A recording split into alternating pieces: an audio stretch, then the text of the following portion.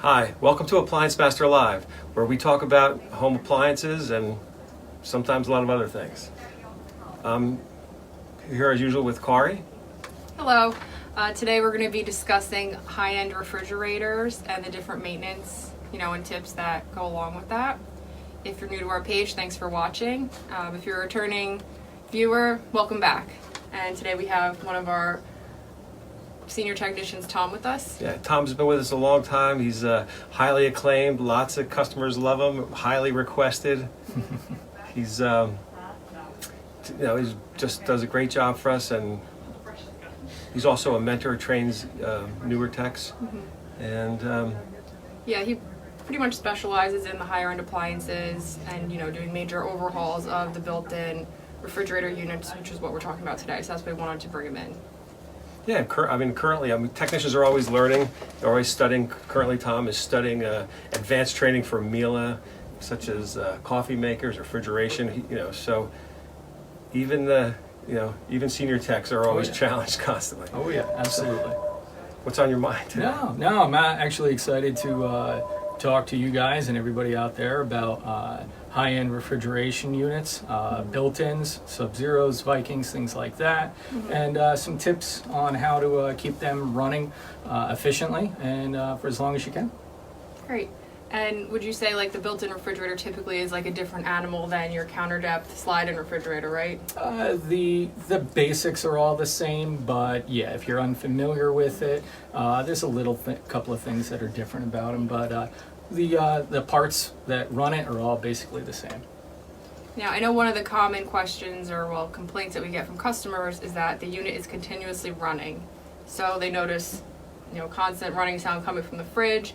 It might feel hot to the touch in certain spots. Does that indicate any specific problems? It could be a couple of things, but the most common thing is probably a dirty condenser. Condensers should probably be cleaned at least once a year. If you've got pets, animal fur, hair, things like that are going to get pulled in there. So you may want to do it every 6 months. But yeah, absolutely. A dirty condenser is going to cause the unit to keep the heat, not dissipate the heat very efficiently, and it's going to cause the temperatures to rise, and it's going to cause that unit to run more. It's like a snowball effect. The warmer it gets, the more it's going to run. The more it runs, the warmer it gets. Yeah, that's definitely one of the more routine services that we offer for these types of refrigerators, like Tom said, Sub-Zero, Viking. And we see a lot of failures or a lot of complaints come in when the weather is like now, where it starts to get warm, because when it's cooler out and the humidity is lower, it doesn't have to work as hard. When it starts to get in the 70s and 80s and the room temperature is higher, you start to notice that the compressors, they'll run longer and maybe get to a failure point where compressors have a shut-off when they get too hot. So it'll just shut down and your food will get warm. And this is a really easy maintenance for us to do. I think our camera person has a picture of a dirty condenser. What's that from, Tom? Do you know what kind of refrigerator that is? That's off of Sub-Zero. I believe a 500 series. Yeah, but whether it's a Viking or a GE or Frigidaire or Whirlpool, whatever, they're very similar. And then now the picture for the clean condenser. And you can really see a major difference in that.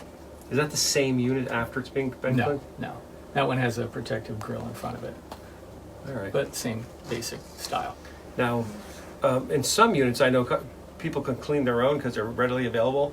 But I know in a lot of these units, you have to take things apart. You have to take, top off. Yeah, some of your basic refrigerators, customer might be able to do it. They have a little brush that you can put in, but a lot of these high ends, you got to remove pieces, and those fins are really soft aluminum. You go up there with a vacuum cleaner and you bend those fins, and you're going to just mess up the efficiency. Also mention they're sharp. Oh, that too. You can cut yourself, but we have, So, Appliance Master technicians are trained, and we do this, I'm going to say, almost every day. And while the technician's there, they'll look at other things too, the condenser fan motor, condenser fan blade, the frost timer if there's one, door seals, evaporator drain troughs, make sure the frost water's flowing in the right place, a whole slew of things. Absolutely. Yeah, and mentioning the evaporator drain, I know that sometimes customers will call and say they have water collecting inside the refrigerator, like near the crisper drawers, Yep. or pooling on the bottom. Is that caused by anything specific? Yeah, usually over time, food particles, dust, dirt, things like that can collect and go into the drain tube and clog it or partially clog it enough that the water backs up, and then every time it goes into a defrost, that water is going to come down. It's got nowhere to go, so then it overflows and then it's going to collect. So if you see water sitting in the bottom underneath your crisper drawers, good possibility that it's Yeah. something simple like Give that. us a call. Absolutely. Oh, and when Tom's at your house checking out your Sub-Zero refrigerator, he'll be happy to check out your dishwasher, make sure that's not leaking, or look under it, maybe show you how to clean it. Yeah. Absolutely. You can look at your washing machine, that also needs to be cleaned. Yeah, this is just the time of year, like the spring, summer, Yeah. where everything just notoriously seems to have issues with it. Well, and also just do a quick look on the other appliances, make sure the dryer venting's okay, washer hoses aren't leaking.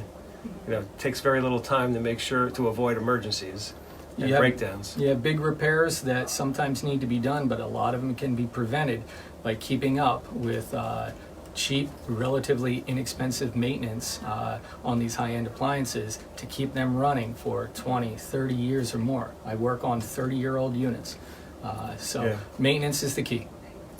And in fact, some of these well-kept appliances, we have often people when they do fail. We've had units that are 40 years old where people will rebuild. They'll put in, they'll spend a they lot do. of money to refurbish them because they're that good.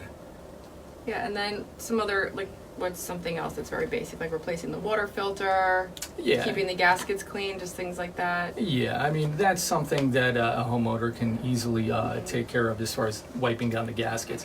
You want to keep the gaskets clean. Sometimes you get spills, sticky stuff, and it interferes with the door sealing, the little magnetic strip sealing well. So, when you're cleaning out your fridge, take a warm soapy rag, wipe down the seal for the door and the freezer so you get a good seal.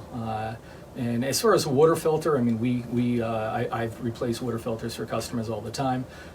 Sometimes customers don't want to worry about where to find it, how to get up in there, but just give us a call. We'll replace them for you. Give who a call? Give us a call. Who's us? Appliance Master. Yeah, Or you can go to appliancemaster.com, our website. yeah. Book an appointment with our online system. Schedule online. Yeah, well, Are we going to wind down now? Any other? No, I think we're good. Maintenance is the key. Yeah. Keep these things maintained. All services, technicians and stuff are generally manageable now. You can get same-day service. If it's 90 degree in July, you're probably going to have to wait a few days. So now's the time to call. yeah, well, thanks for watching. If you want to continue the conversation, you can leave comments in the comment section, or if there's a topic that you'd like to have us talk about, feel free to leave it in the comments as well, and we'll fit it into our schedule. Otherwise, we'll see you next week on Tuesday for, I think we're going to be discussing Earth Day appliance tips. Oh, yeah? So, and you can always go to appliancemaster.com you can even see Tom's profile there and read testimonials his customers leave for him just about every day. Yep. So, Thanks for watching. until next week.